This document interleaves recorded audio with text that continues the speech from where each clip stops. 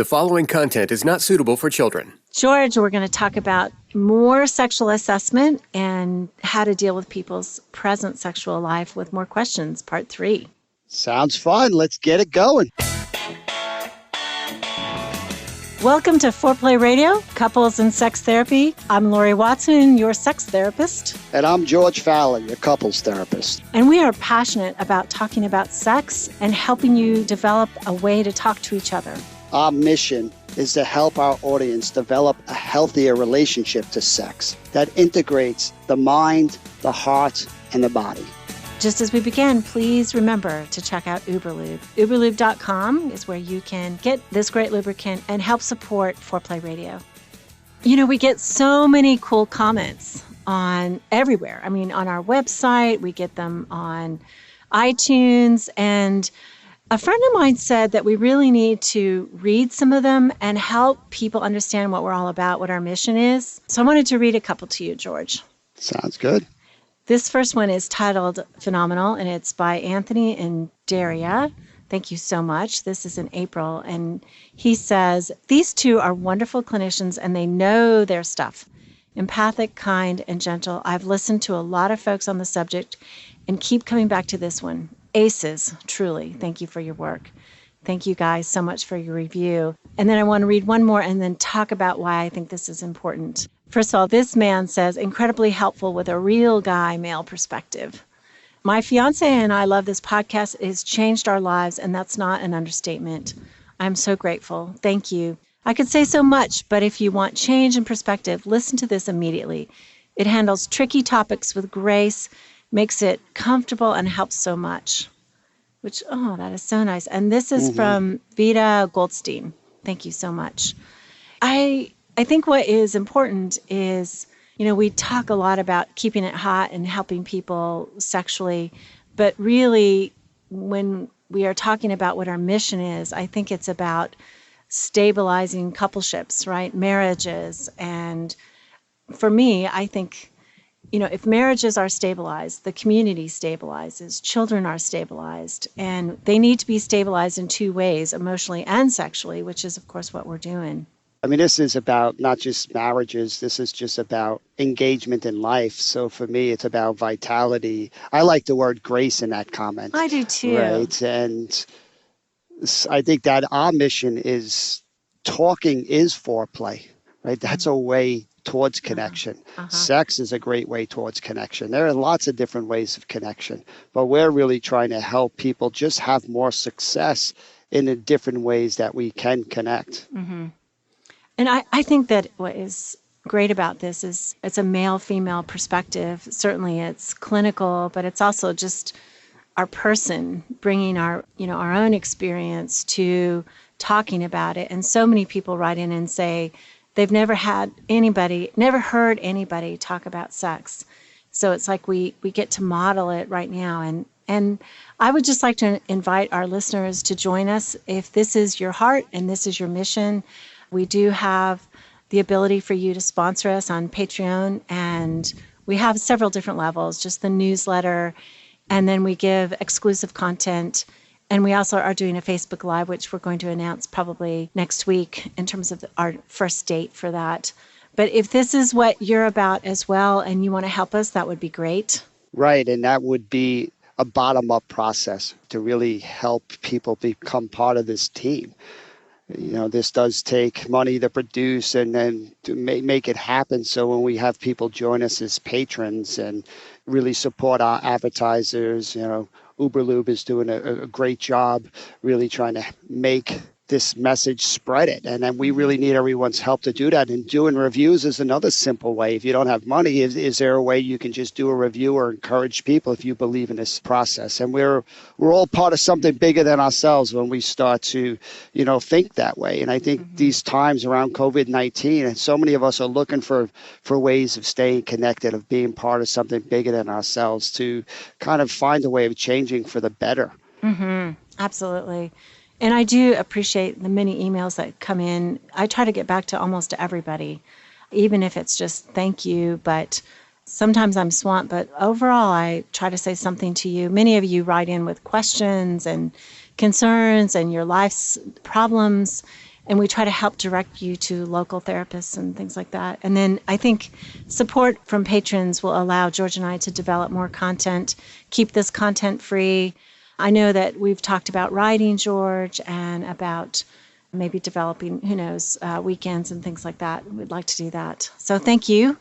Thank you, everyone. It is so meaningful when we do get that feedback. I know when I teach all over the world and like I have an audience, it's a lot easier to get that feedback. So a lot of times with a podcast, it feels like you're speaking into space. So when we get those human stories back, it really makes this whole thing worthwhile. Okay, let's move into our content, George, about developing this idea of sexual assessment further.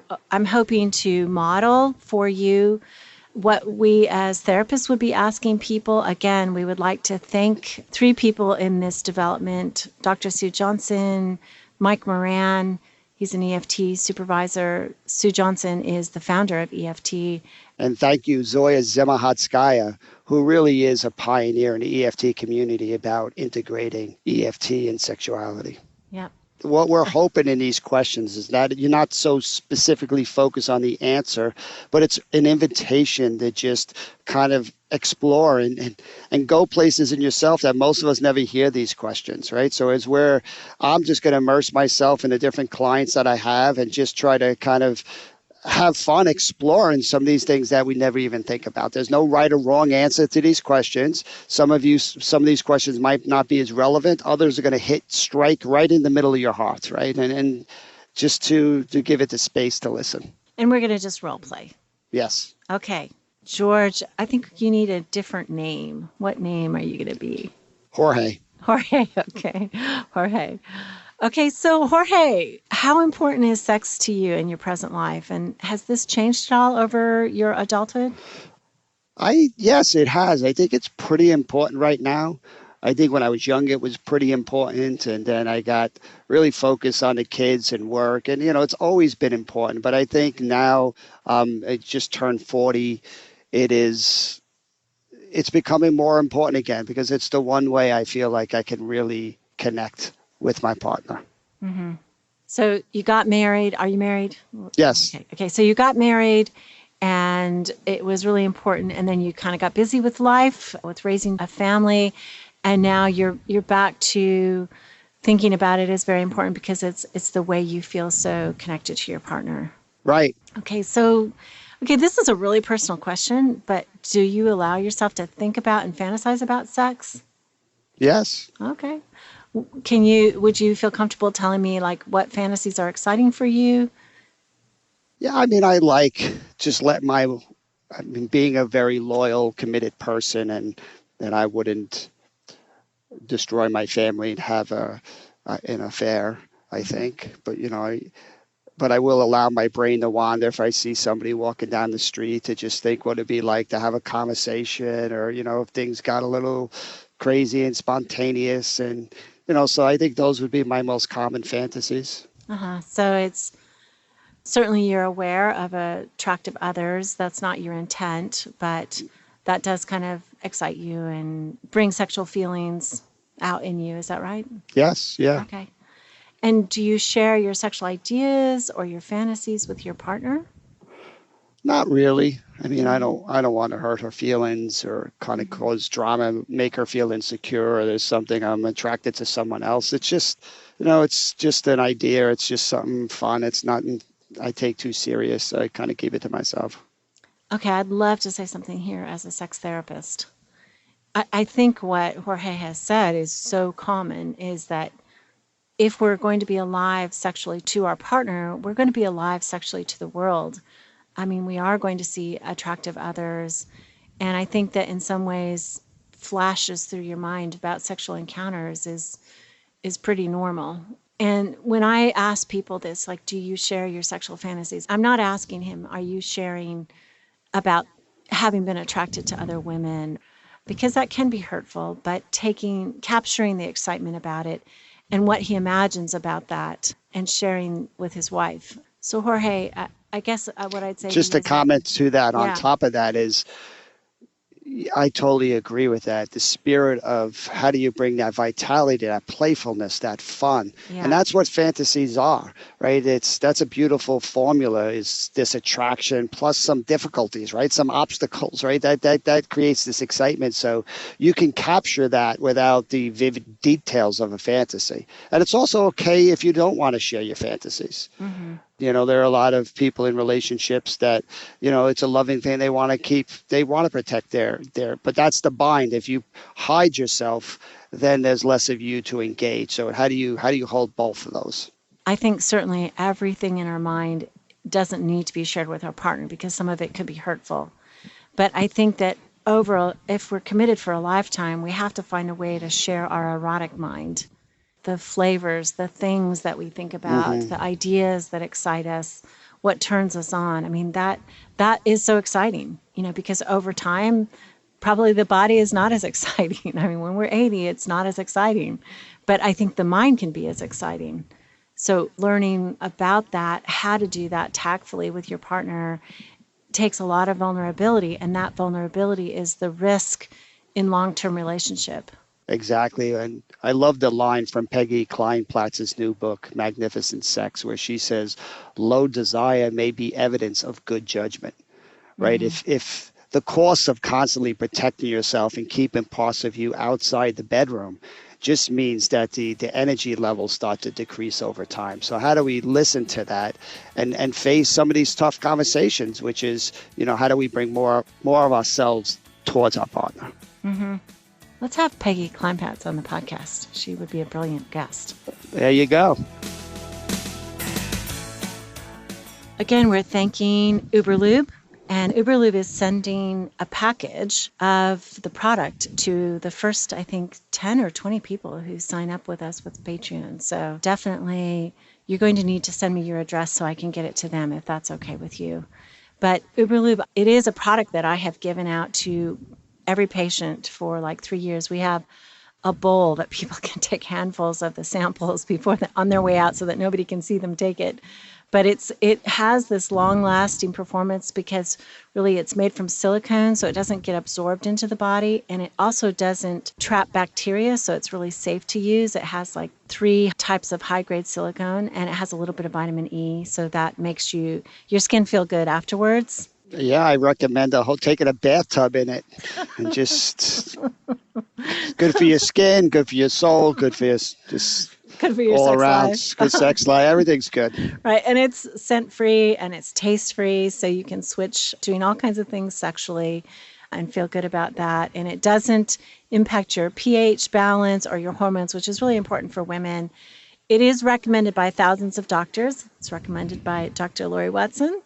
And it's made in the USA. And I've said this before, but I really like the packaging because it's just clear glass, white lettering. It's beautiful. They've done a good job. So please go to uberlube.com and use the coupon foreplay when you check out, and that credits us with your purchase. And we would just love for you to support them, and that helps us too. George, you've got this whole new website that's coming up with training materials and stuff. Tell me about it. It's called successinvulnerability.com. Similar to what we've been talking about in the podcast, I'm really trying to train therapists on how to keep their focus in session, and if you're going to invite couples and clients and families to risk doing vulnerability, then it's really critical that they have success when they do it. The reason why people don't do vulnerability is it doesn't work out so well for them when they do. So we really want to empower therapists to know what to do in these critical moments to kind of usher in the transformation that could happen when people go to these vulnerable spots. And this comes out on June 1st. June 1st. It's the big launch. So therapists who listen to us can go ahead and check it out. And you'll be doing trainings and all sorts of things. And you have a team of people. It's successinvulnerability.com. So we invite all of you to the big launch on June 1st. I'm excited about it. I get to learn a bunch more from George. One of the blessings of COVID-19, I never had time, but we can get creative when we're locked in a house and come up with some new endeavors. So I'm looking forward to it, and I appreciate any feedback and support. Jorge, tell me about how often you and your wife have sex and if that's, as much as you want it and who initiates it. Tell me all about that.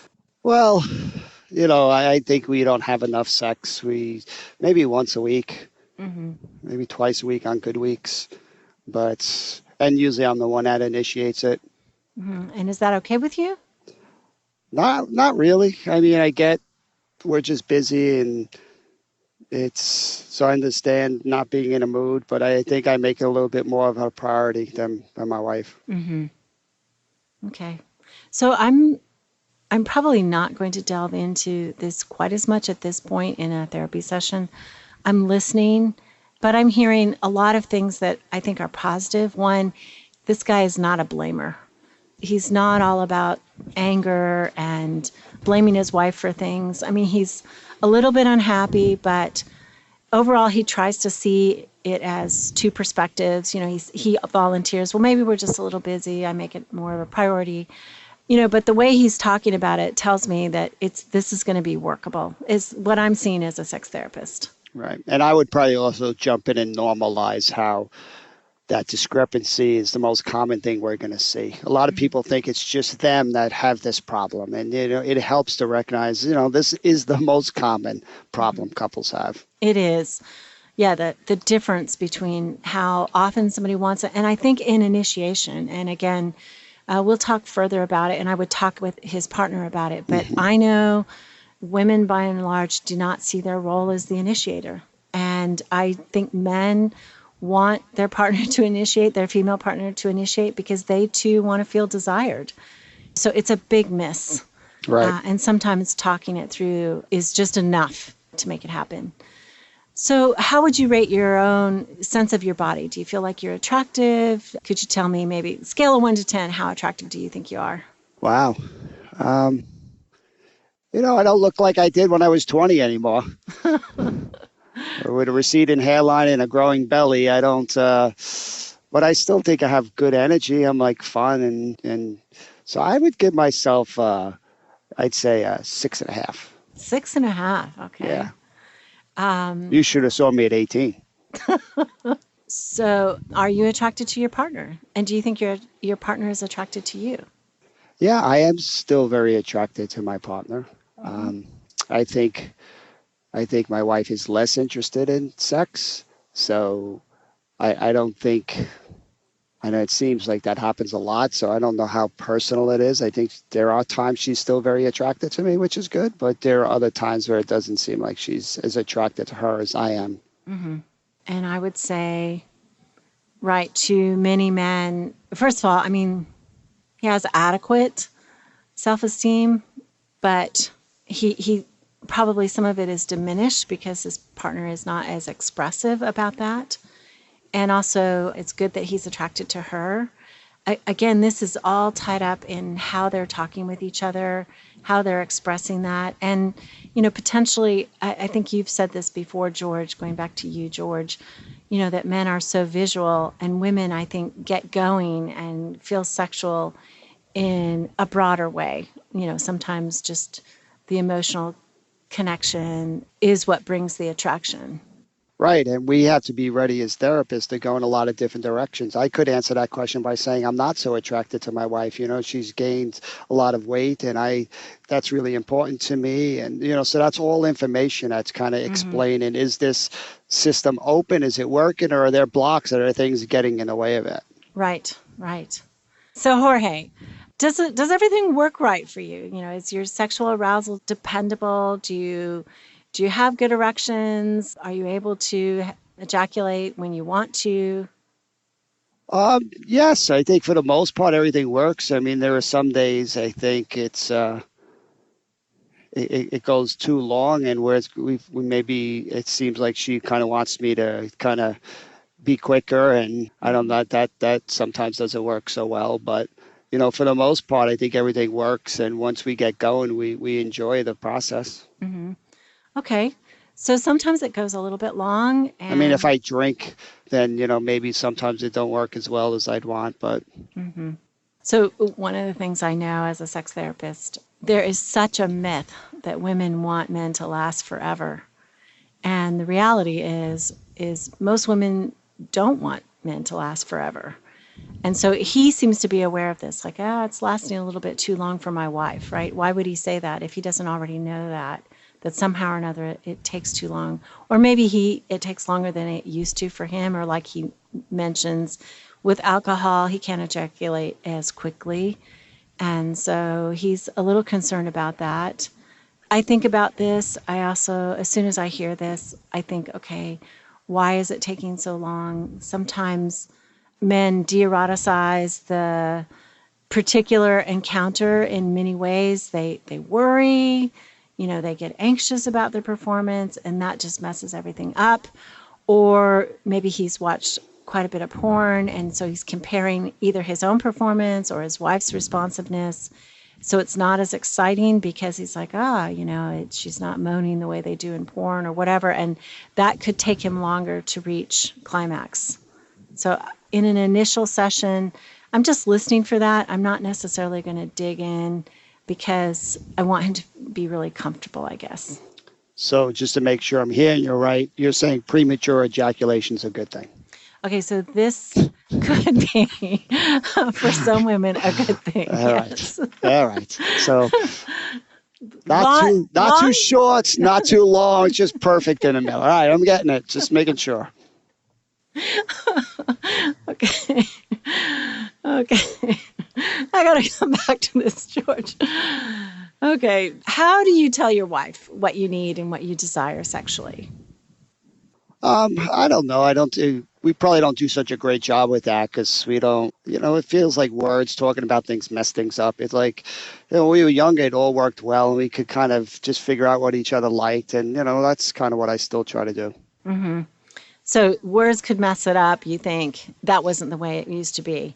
So do you think that what you guys do in bed is erotic? Is it mostly mechanical? Is it boring? It's a little, I think we've fallen into a rut, like the same thing over and over, but I think we love each other. So I don't know. We could probably do some things differently. Mm-hmm. And have you ever communicated to your partner like explicit things about how you like to be touched maybe, or what you want to do? I mean, I remember most of the times he tells me it's not a good time to talk about it. It feels like a critique or something. So I just don't. I have words and I'm okay not talking about it. Okay. Do you ever show her? Do you ever move her hand or anything like that? Because this question is basically saying, have you ever communicated it to your partner? But this is my aside to our audience. Not necessarily have you told your partner. And maybe I should have been more, especially since he's already told me, he doesn't like words. I should have given him a break here and helped him with this. So, I mean, even with touch, do you guys help each other understand what you like? I mean, I think it's pretty clear, isn't it, Laurie? When you like something, you should pick that up. So I don't know. I think we both kind of figure it out with each other.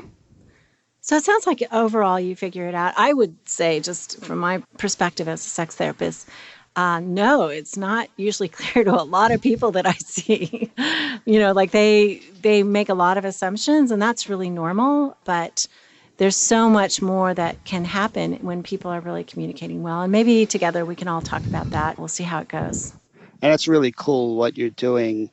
So we are trying to get people to become more explicit about their assumptions. You can't challenge something or stretch it or grow it if you don't even know what it is, right? I would never know that. I don't really talk about this stuff. But these questions are starting to make me realize as Jorge, wow, well, words are not, the communication is not an area we really thrive in around our sexuality.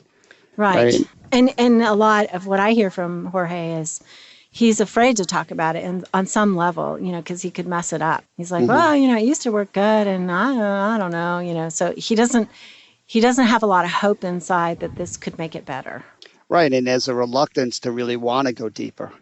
It's like I want to sprinkle in a couple of fun things, and that's really all I'm looking for. But these deep questions, I'm like, whoa, wait a second here. About it, right? So, Jorge, back to you. Are there any sex acts that you desire and your partner doesn't, or things that your partner would want to do that you don't want to do? I would like, again, I think we fall into a pretty typical routine, and I just would like, maybe some different positions, or I would like some more oral sex, both giving it to her and getting it myself. I just think we've gotten away from some of that. Okay. Okay, so we will talk about all of that. We'll find a way to talk about all that. So I'm just wondering, and this is, again, all of this is personal stuff, but do you ever use porn to sort of create arousal, or has your partner ever expressed concerns about your use of porn? We don't really talk about it. I think when we go through dry spells, then I will look at some porn, and it's just a way of not putting pressure and just kind of getting a quick release. But I don't think it's that big of a problem. We don't really talk about it. Okay. So what I would say, right, is a lot of men, surprisingly, are really honest about this question when it's just with one person. And as a sex therapist, when I do individual assessments, my goal is to help the couple. I don't necessarily want to hide information, but I want them to learn. I want to coach them essentially about how to reveal relevant information. This probably is not relevant in my mind. He uses it for himself. He's not overusing it. She doesn't know, or they don't talk about it. I mean, maybe it will come up, but I would wait for her to bring it up versus try to insist that this be some theme of discovery between them. Right. Last question. Okay. Are there any medications or health conditions that I should know about? Do you have like high stress, or do you take high blood pressure medicine? Anything that is getting in the way maybe of expressing yourself fully sexually? I've a few times had some medicine for a bit of anxiety, trouble sleeping when work gets really stressful, but that's about it. Okay, that's great. And just for our listenership, if a man is taking high blood pressure medicine, he's going to have erection difficulties. And I think a lot of men, when the doctor is given that information, can tune some of that out. Yeah, not make the connection. I don't think many doctors tell them explicitly, hey, by the way, this is going to impact your erections. So, but it does. And some of them have lesser degrees of it, but all of them do. Okay, well, thank you, Jorge, so much for sharing this with me. We will get back together with your wife in our next session, and I'm going to have a meeting with her, and we'll just kind of talk about some of this together and see how much progress we made. I hear that for you, man, words have not necessarily been your strong suit, but we'll see if together we can make things a little bit better. Great. And back as George now, it's less about the information and it's more about the therapist starting to plant seeds, starting to kind of touch base on these topics that have been chronically avoided, right? And I really want my clients to have success in answering these questions. Like, there's no judgment, or, we're just trying to understand who you are so we can help you become more comfortable with your sexuality and communicating that. Right. And also just to have a more expansive experience with your partner. Yep. Thanks for listening to Foreplay Radio. Keep it hot. Hey patrons, Laurie is offering a Facebook Live on Friday night, June 12th, starting at 6 p.m. Eastern. Sign up today. For those of you who are listening today, we are also going to send out some free Uberlube to those of you who sponsor us on our Patreon page. Call in your questions to the Foreplay question voicemail. Dial 833-MY-4PLAY. That's 833-4-PLAY. And we'll use the questions for our mailbag episodes. All content is for entertainment purposes only and should not be considered as a substitute for therapy by a licensed clinician or as medical advice from a